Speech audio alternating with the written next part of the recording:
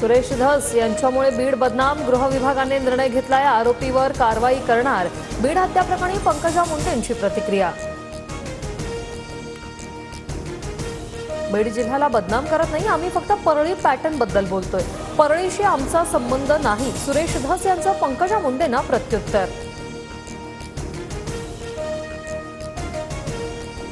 बारामतीत महावितरणच्या कार्यक्रमात उपमुख्यमंत्री अजित पवार आणि सुप्रिया सुळे एकत्र, निमंत्रण उशिरा दिल्यानं सुळेंनी अधिकाऱ्यांना धारेवर धरलं।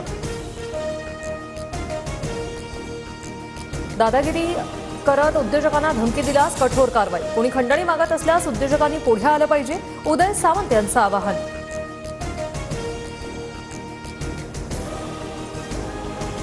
ठाकरे गट पालिका आणि जिल्हा परिषद निवडणुका स्वबळावर लढवणार, संजय राऊतांची घोषणा। तर एकाकी लढल्याशिवाय ताकद कळणार नाही, राऊतांच्या वक्तव्याला दुजोरा देत अरविंद सावंतांचं विधान।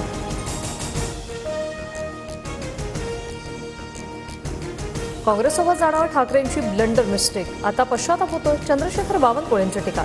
तर विधानसभेला विरोधात लढलेल्यांना तुर्तास महायुतीत प्रवेश नाही, बावनकुळेंकडून स्पष्ट।